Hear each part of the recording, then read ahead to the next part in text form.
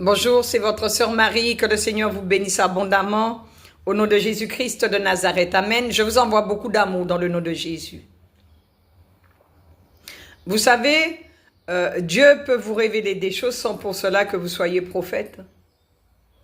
Dieu ne révèle pas les choses qu'aux prophètes. Je prends l'exemple pour le Covid. J'étais à mon travail.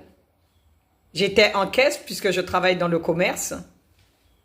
J'étais à la caisse et j'ai reçu dans mon esprit qu'il allait y avoir beaucoup de morts, que j'allais voir beaucoup de morts, qu'il y aurait énormément de morts.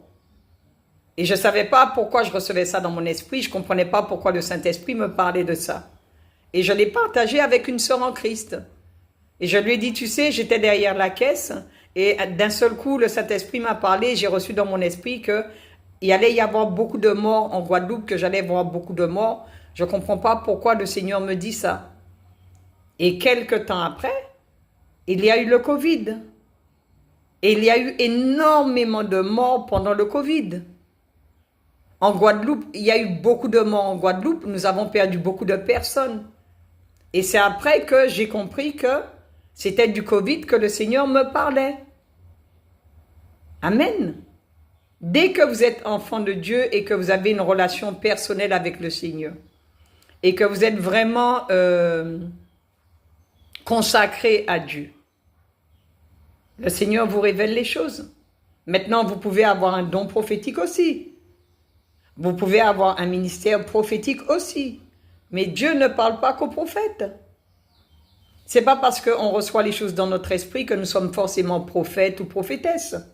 C'est pas parce que nous recevons les choses dans notre esprit et que Dieu nous annonce les choses avant qu'elles arrivent, que nous sommes forcément prophètes ou prophétesses. Nous pouvons aussi avoir un don prophétique et qui fait que par moments, nous recevons des choses dans notre esprit. Amen. Donc, chaque personne doit savoir quelle est sa relation avec le Seigneur et comment interpréter ce que Dieu lui dit. Le Saint-Esprit, il est là pour nous rappeler tout ce que Jésus a dit, mais le Saint-Esprit, il est là aussi pour nous annoncer des choses à venir.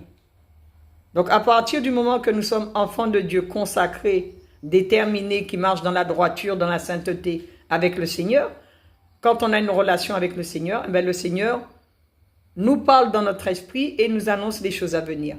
Amen. Je vous envoie beaucoup d'amour, que toute la gloire soit pour notre Père, au nom de Jésus-Christ de Nazareth. Soyez fortifiés, soyez encouragés au nom de Jésus.